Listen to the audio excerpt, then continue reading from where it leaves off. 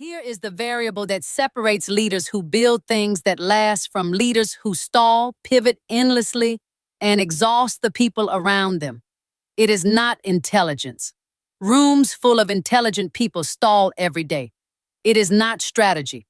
Most high-functioning organizations already have more strategy than they can execute. It is not resources or connections or even timing. It is decision velocity. Decision velocity is not recklessness. It is not the reflex of someone who doesn't think. It is the practiced, developed, neurologically grounded ability to move through information to a committed position with precision and speed, and then to act without the recursive second-guessing that turns a good decision into a stalled one. Most leaders are slower than they should be, not because they lack intelligence, but because they are carrying decision debt. The accumulated weight of choices they've deferred, revisited, half-made, or made, but never fully committed to. Each deferred decision costs processing capacity. Each uncommitted position leaks energy. Each choice that remains open and unresolved is running in the background of your thinking like an open tab draining your battery. Today's session is designed to clear that debt. We are going to move through 7 distinct layers of decision-making capacity, from the bedrock of clarity, through speed, conviction, risk intelligence, vision, authority, and integration. This is not a framework session. You do not need more frameworks. What you need is to have your existing capacity unblocked, recalibrated, and aimed correctly. This session works best with closed eyes, headphones if available, and a willingness to let the material work at a level below conscious analysis. If you are in motion, driving, running, save it for stillness. The work we are doing today is precise. Before we begin, take one deliberate breath, longer on the exhale. Set your jaw soft. Let your decision-making mind, the part that has been running scenarios, calculating, hedging, let it rest for exactly 14 minutes. We are not making decisions right now. We are calibrating the system that makes them. What follows is not instruction. It is recalibration. The decisions you make after this session will be faster, cleaner, and more committed than the ones you made before it. Let's begin. Every decision at its core is simple. The noise around it is not. You have the capacity to see through the noise, not because you have more information than anyone else. Often, you have exactly the same information, but because you know how to isolate the variable that actually matters. You know how to cut. Clarity is not the absence of complexity. Clarity is the practiced ability to identify within complexity the single load-bearing question. What is the one thing that, if resolved, makes everything else follow? That question, that thing. That is all you need to locate. You are not confused by this decision.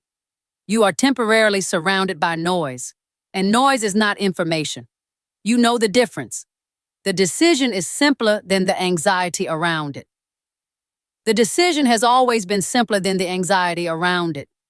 The anxiety is not a signal about the quality of the decision. It is a signal that your identity feels involved, and your identity is not at stake here. Only the outcome is. Outcomes can be adjusted. Identity is not on the table. I see clearly through complexity. I locate the load-bearing question in any decision. My clarity sharpens under pressure. I cut through noise to the signal that matters. You do not need to wait for certainty. Certainty is a condition that does not exist for decisions that matter. If a decision were certain, it would not require a decision maker. It would require execution. You are a decision maker, which means you operate precisely at the edge of what is known. Decide at 70%. Adjust at 90. Do not wait for 100. The leaders who changed their industries did not have more information at the moment of commitment than their slower competitors. They had the same information and less hesitation. Hesitation is not caution.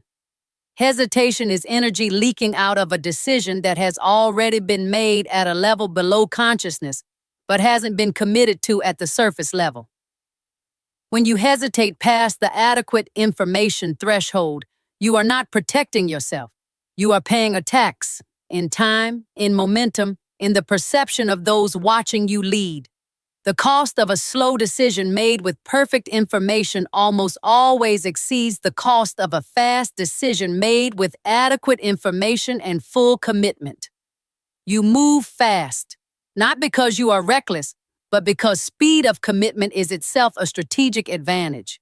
I decide with adequate information and full commitment. I move quickly because velocity is the leverage. I trust my judgment at the edge of certainty. Here is something most decision frameworks miss entirely. The quality of a decision is not determined at the moment of making it. It is determined by how fully you commit to it afterward. A mediocre decision made with total conviction and relentless execution will outperform a brilliant decision made tentatively almost every time. The market does not reward correctness. The market rewards commitment. The team does not follow a strategy. The team follows a leader who believes in the direction without qualification. Conviction is not the absence of doubt. Conviction is the decision to act despite doubt. The doubt does not disappear when you commit, but it stops mattering. It becomes background noise rather than a deciding variable. You are someone who commits. You are someone who, once a direction is chosen, moves toward it with everything. You do not hold part of yourself back as a hedge against being wrong. You invest fully, and because you invest fully, you generate the feedback needed to course correct far faster than those who entered tentatively. Half-committed decisions guarantee failure.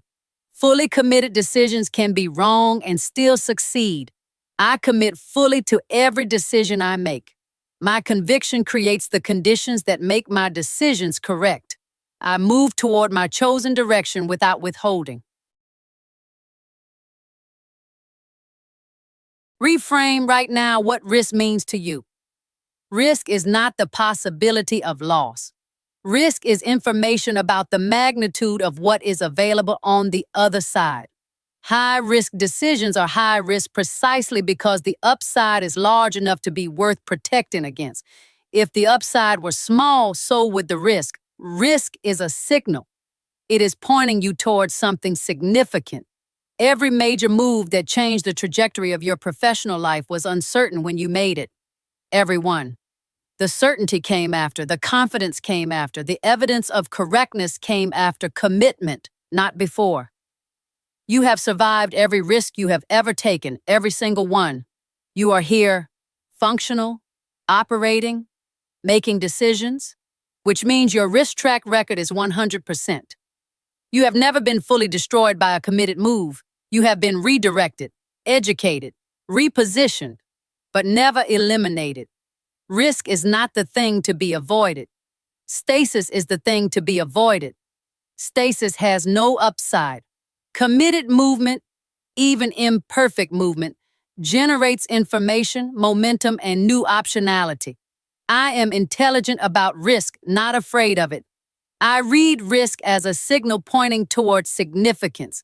Every uncertain move I have made has ultimately served my trajectory. The highest performing decision makers are not operating in the same time horizon as those around them. They are not asking, what is the best decision for this quarter? They are asking, what is the state of the board 10 moves from now, and which move today positions me best for that future state? The decision in front of them is not the real decision. The real decision is the sequence. You are a pattern recognizer. You have been training your pattern library your entire career. Every problem you've solved, every market you've read, every person you've assessed, every outcome you've tracked.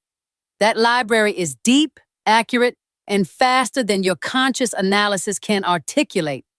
When something feels right before you can explain why, trust that. When something feels structurally wrong, even though the metrics look fine, trust that. You are processing information at a level that precedes language. That pre-linguistic processing is not intuition in the mystical sense. It is expertise running faster than speech. See further. Operate from the longer horizon. Trust the pattern library that your experience built. I operate from a longer time horizon than the immediate problem. I recognize patterns before they become obvious to others. My vision extends beyond the decision directly in front of me. You have full permission to lead from where you stand. You do not need consensus to validate your direction. You do not need everyone in the room to be comfortable before you commit. You do not need the decision to be popular to make it correct. Authority is not granted by others. It is claimed, exercised, demonstrated, and then recognized retroactively by those who benefit from it. The decisions you have been deferring because you were waiting for permission. The permission is already yours. It was always yours. The waiting has been a habit, not a requirement. You are not going to destroy what you are building with a single committed decision. The catastrophizing you do around a difficult choice is not strategic analysis. It is anxiety wearing the costume of prudence. The actual risk of decisive action is almost always lower than the risk of continued inaction dressed up as thoroughness. Lead, decide, own it, adjust if needed. That is the entire job description. I have full authority to make decisions within my domain. I do not require consensus before I take committed action. My leadership is expressed through decisive, clear movement. Everything in this session is now integrating. The clarity that was always available to you beneath the noise of anxiety and over-analysis, it is cleaner now.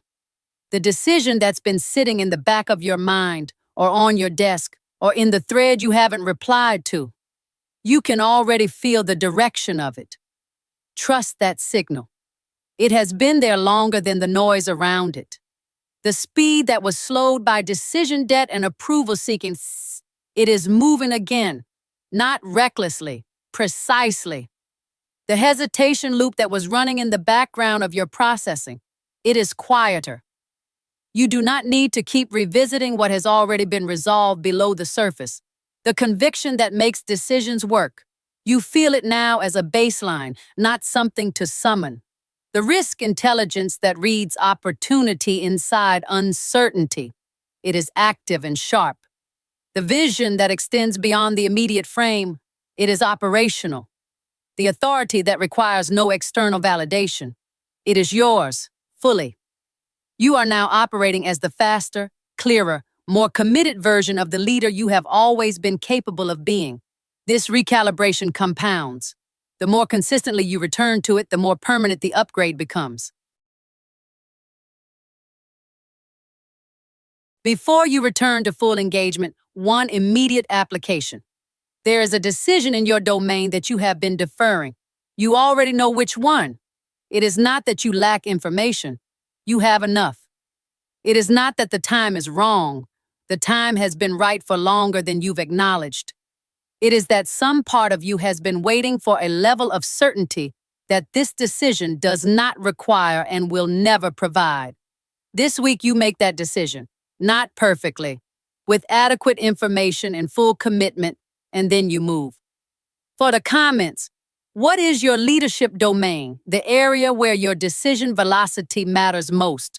Strategy, operations, people, capital allocation, product direction.